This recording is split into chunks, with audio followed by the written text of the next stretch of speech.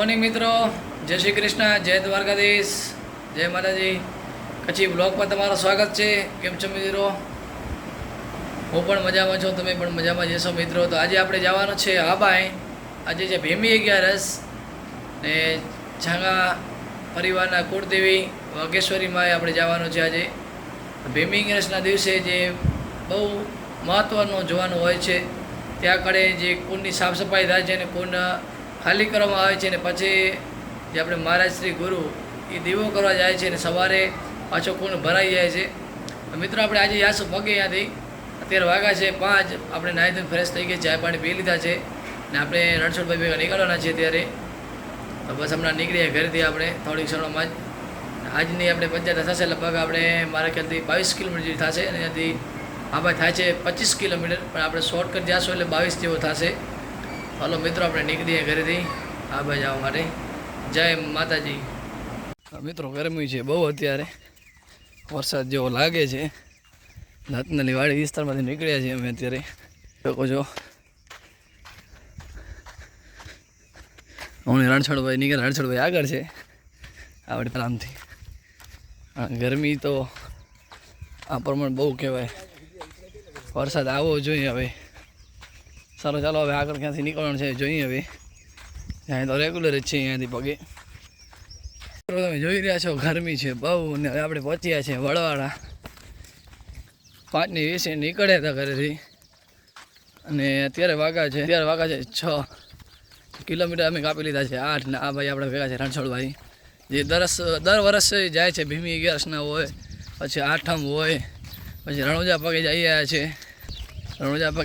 છે. દ્વારકા પણ ઘણી વાર ગયા છે ને ગઈ સાલના મારા ભાઈ દ્વારકા પગે પણ હતા ને આ સાલ અમે પગે છીએ ભેગા ને ગઈ સાલ ભીમી 11ના પણ ભેગા જ હતા. હાલો આપણે પહોંચ્યા છીએ વડવા. ઘણું દૂર નથી, હવે 10 કિલોમીટર હશે અહીંયાથી, કારણ કે વાડી વિસ્તાર રસ્તામાંથી જાય એટલે એટલા કિલોમીટર હાલવાનું નથી થતો. 20 જેવો જ થાય, 20 થી 22 જ. તો હાલો આપણે નીકળી જાય આગળ. મિત્રો વડવાળા ગામ જોઈ શકો છો અને આપણાથી આગળ એક ભાઈ છે.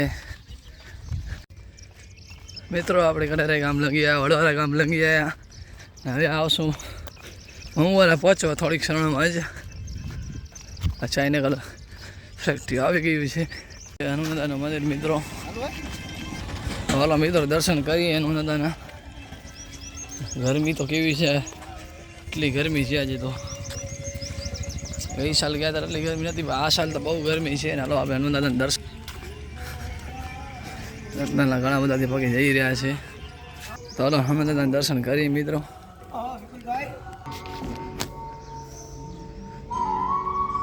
ચાલો મિત્રો દર્શન કરી લઈએ હનુમાનદાદાના. સવારની ફોરમાં જ વહેલા છીએ. તો મિત્રો આપણે દર્શન કરી લીધા છે. ત્યાં હનુમાનદાદાના હવે નીકળી જાય છે અહીંયાથી.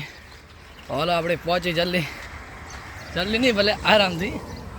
હાલવાની અમારી સ્પીડ જેટલી છે કે અત્યાર સુધી અમે સમજી લો કે દ્વારકા પગે ગયા હતા તો કલાકમાં 8 કિલોમીટર કાપેલા છે વધુ અમે તો. ગરમી બહુ છે, ઘણા બધા છે બેઠ સામે જોઈ શકો છો. હાલો આપણે ભાઈ ધને પીવો નીકળી જાય, કારણ કે પછી ગરમી છે બહુ. પહોંચી જલ્દી હવે આરામથી. તો પાડી બેસી જાઓ. હા, ચાય ભાઈ પીએ છે બધા, એ ભલે ચાય પી લે. મિત્રો મમ્મવાળા પહોંચ્યા છે ને અત્યારે 7 વાગે છે. 7:15 મિનિટ વાર છે. મમ્મવાળા ગામમાં પહોંચ્યા છીએ ને તો ગાયો ઘા આવે છે. એના જેવી સ્પીડ આપણામાં નથી, બહુ સ્પીડથી હાલે છે ને. ગરમી તમે જોઈ શકો છો કેવી ગરમી છે અત્યારે. 6 વાગે તો ગરમી, 7 વાગે પણ ગરમી તો હોય છે. તે પહોંચતા થઈ મિત્રો ત્યાં મમ્મવાળા ગામ લાગી ગયા છીએ ને રણછોડભાઈ કહે કે આપણે બાયપાસ નીકળી જાય બાર વાડી વિસ્તારવાળા રસ્તામાં. અમે જઈએ આ રસ્તાથી. હાલો તો પહોંચી જાય આપણે આગળ. અરે તો મિત્રો અત્યારે પહોંચવા આવ્યા છીએ હવે. આ ભાઈ 5-6 કિલોમીટર દૂર છે ને કંઈક ઠંડો પવન આવ્યો. એટલી વાર તો બહુ ગરમી હતી, કારણ કે હવે કાંઈ એમ થયો કે બસ હવા જેવો થયો એમ, નાકા તો ગરમી એટલી પડી. મિત્રો ત્યાં વાગ્યા છે 8 ને હવે બસ 5 થી 6 કિલોમીટર દૂર છે. થોડીક વાર પહોંચી જશું માતાજી આપણે. આગળ રાખેલ છે ભાઈઓએ કેમ્પ. ત્યાં પણ થોડીક આપણે મુલાકાત કરીએ. આપણે પહોંચ્યા છીએ રત્નાલના મિત્રો આપણે કેમ્પ કરી રહ્યા છે દર વર્ષે. માતાજીનું મંદિર રાખેલ છે ને ભોગ અને પ્રસાદ ધરાવેલ છે. આ બધા તમે જોઈ શકો છો સેવક ગણો. અત્યારે ઠંડી વસ્તુમાં દૂધ કોલ્ડ ડ્રિંક અને ફ્રૂટમાં આંબા અને મોસંબી રાખેલ છે. આ કેનમાં દૂધ કોલ્ડ ડ્રિંક ભરેલ છે. આ જોઈ શકો છો દૂધ કોલ્ડ ડ્રિંક. મિત્રો જે તે વર્ષે જ્યાં કેમ્પ રાખે છે ભાઈથી આપણે મુલાકાત લેશું.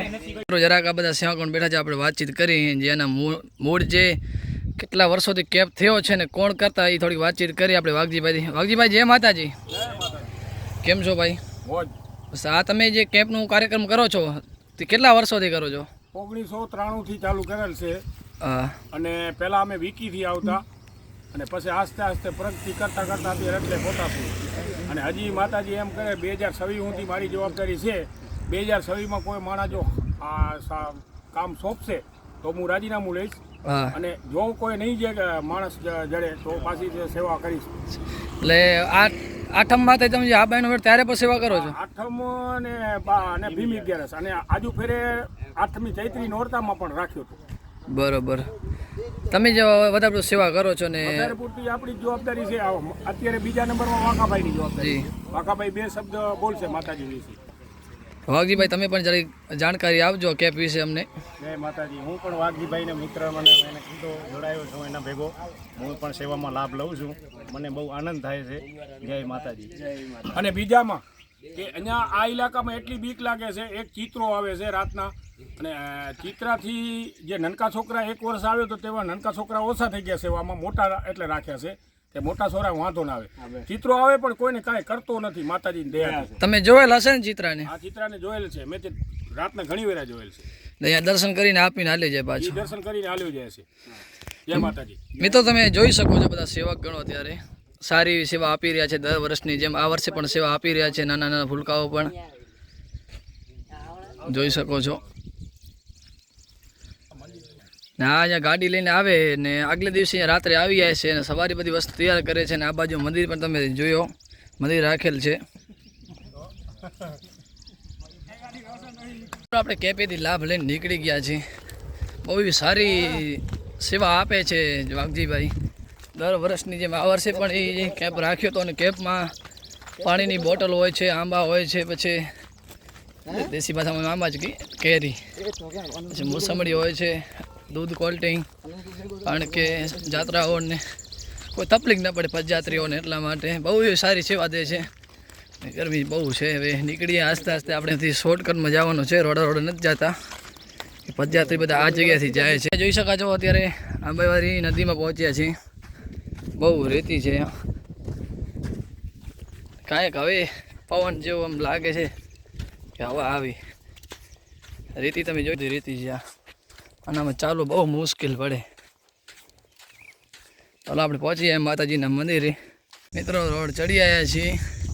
હવે બસ પહોંચી જાય માતાજીના મંદિરે. વાગે છે 8:30. રાઠોડભાઈ દર વર્ષે આવે છે. ભીમી 11 આવે, પછી આઠમ ઉપર આવે, પછી માતાજીનો મેળો હોય ત્યારે પણ આવે. એ ઘણું ટાઈમથી પગે આવે છે. એમ આઠમ ઉપર ઘણી બધી વાર આવે છે. ક્યારેક તો પોતે એકલા હાલે આવે છે. માતાજીના મંદિરે પહોંચવા આવ્યા.